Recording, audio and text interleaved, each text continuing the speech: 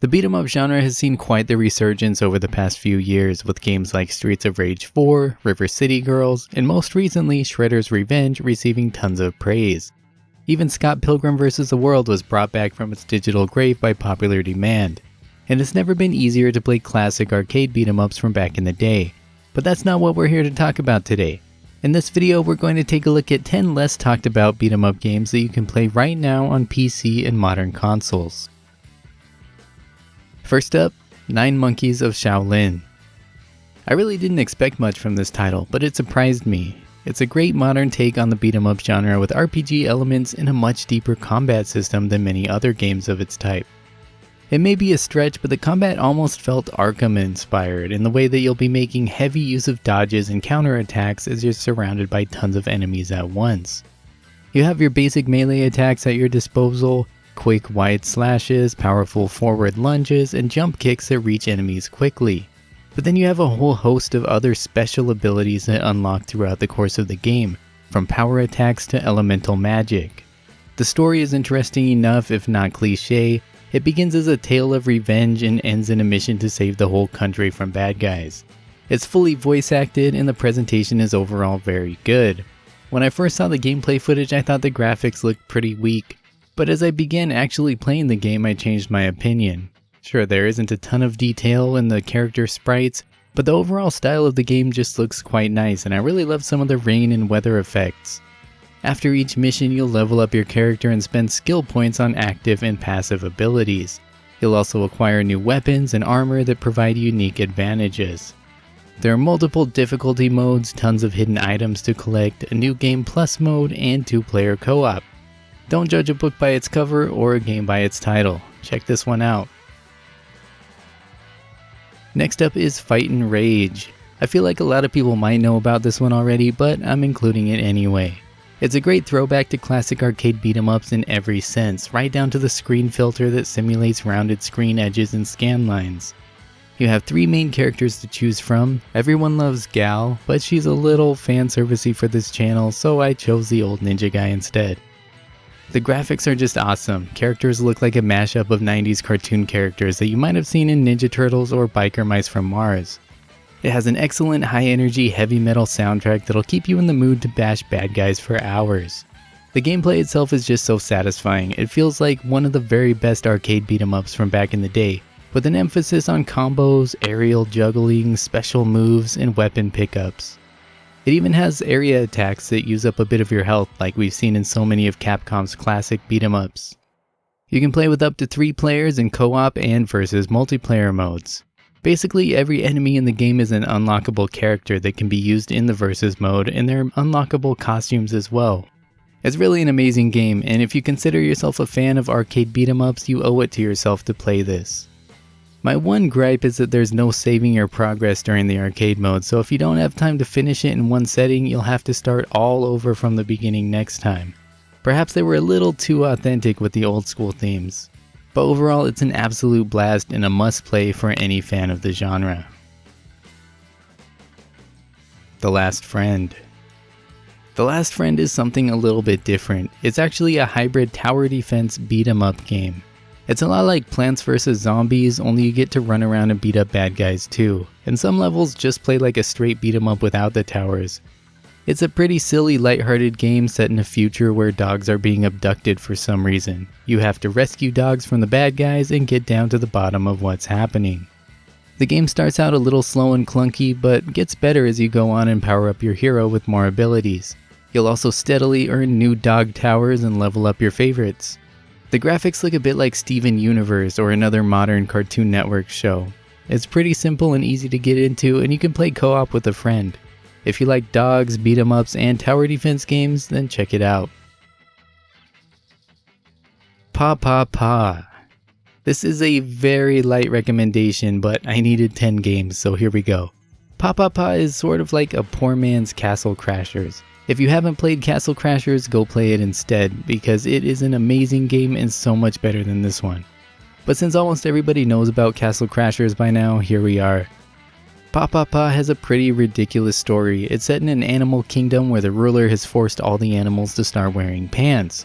A group of rebels has risen up to revolt against wearing pants, thus beginning a horrible war.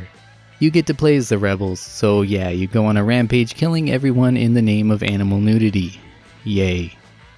Up to 4 players can enjoy this game's story, versus, and survival modes.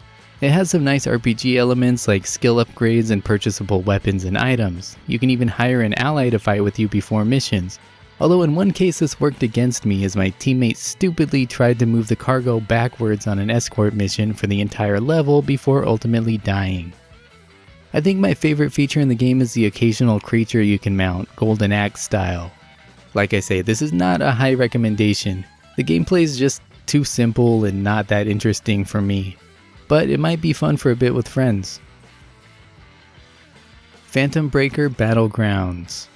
This game reminds me a bit of Guardian Heroes on the Sega Saturn, in that instead of freely moving around on the Z-axis, you have a couple different lanes to jump back and forth between.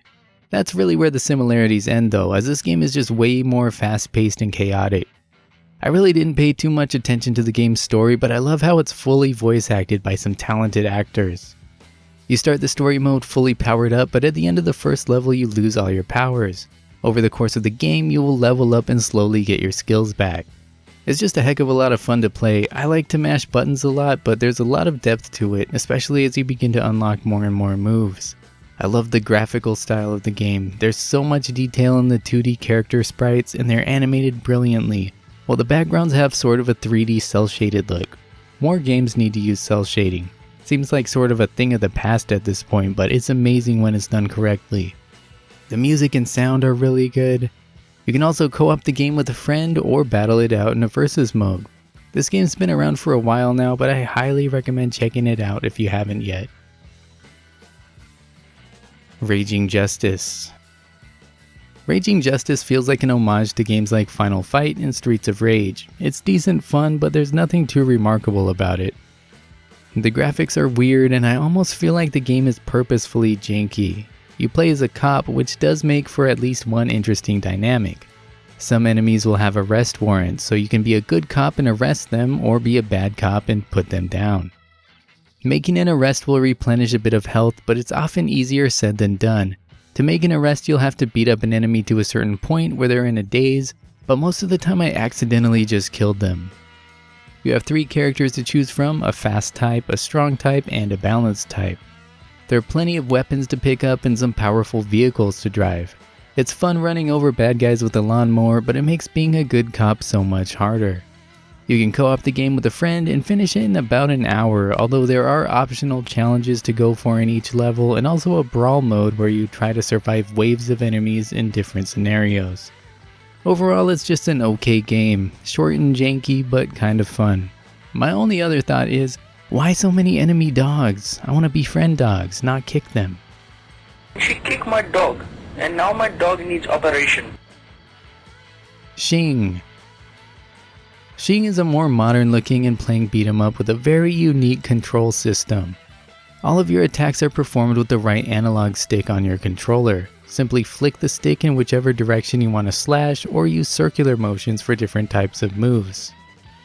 It's a typical ninjas versus demons story that I didn't pay too much attention to. It's fully voice acted with some pretty awful dialogue that sounds like a cheesy kids cartoon but with adult language. It goes for humor and usually falls flat. The story and characters just did nothing for me, but I've never played a beat 'em up game for its story anyways. The combat feels very fluid and satisfying, and it's very easy to jump into, although it will take some practice to master certain skills like deflecting enemy attacks. Unfortunately, the controls do make my thumb sore after a little while, but there are alternative control schemes you can try out. The game features 4-player co-op support, and you can switch seamlessly between characters in single-player mode. It looks nice overall with a simple cartoony aesthetic. There are many unlockable costumes and more. I wasn't too sure about it at first, but the more I play it, the more I like it. It's a solid game, especially for co-op, and it often goes on sale for just a few bucks. With a roughly 7-hour campaign, this is a longer beat 'em up that might be worth checking out. The TakeOver. Much like Raging Justice, there's nothing really too remarkable about this one. It's like a great value Streets of Rage. It's as generic as you can possibly imagine. I don't like the art style at all, the voice acting is bad, everything feels janky and the controls even feel off. I was so close to turning it off and removing it from this list, but after a couple of levels it started to grow on me. I can imagine it would be a reasonably fun game to co-op with friends. Pretty standard beat 'em up fare here for the most part. Each of the 3 characters have their own attributes. There's a balanced type, a strong type, and a fast type. Each have their own moves and each carries a different kind of gun, which is unusual in a beat 'em up. The guns come in handy during tough situations, but ammo is limited and you cannot walk while holding your gun out. Melee weapons don't break like in other beat 'em ups, so you can totally go Gordon Freeman with a crowbar and wreck everyone for an entire level when possible. I almost dismissed the game, but I eventually grew to appreciate it. The game can be finished in less than a couple hours, and there are a couple of fun vehicle-based levels that play a bit like Cadillacs and Dinosaurs 2 and Afterburner. Overall, it's not great, but it might be a fun co-op game. I would recommend it on sale. War Dogs Red's Return is all about anthropomorphic dogs and gang violence. You play as Red, the leader of the Orphans, a group of average citizens protecting the streets from the other gangs. It's a little rough around the edges, mostly in the menu interfaces. On PC, the sound was turned off by default, which was confusing for a minute.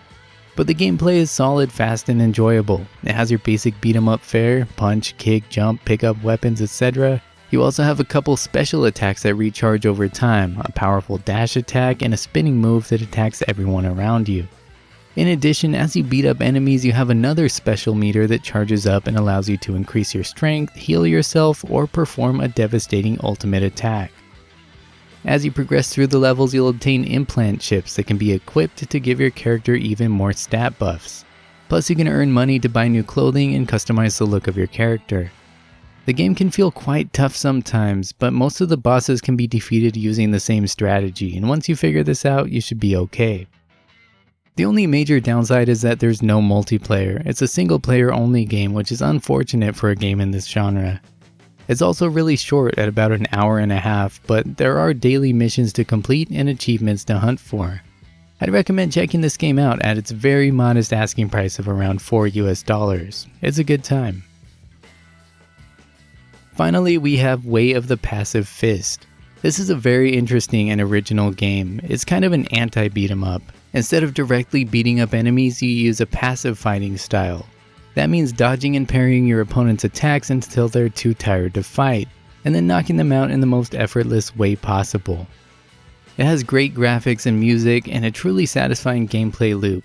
It's tough, but has some very deeply customizable difficulty settings as well. I played on the default settings and got my butt kicked over and over again. It's so frustrating but addictive as heck. I just wish checkpoints were a little more frequent. There's a steady incline in difficulty as more and more new types of enemies show up in each level. Through trial and error, you'll eventually get a feel for each new type of enemy and you'll ultimately get into the rhythm of countering each different enemy's attacks. Then right when you get comfortable, a boss fight will come and wreck you. It's a very fun, challenging, and unique game that I highly recommend. And there you have it, 10 modern beat 'em up games that you might not have played yet. If you have any good recommendations, I'd love to hear about them in the comments section. Thanks so much for watching, I'll see you next time.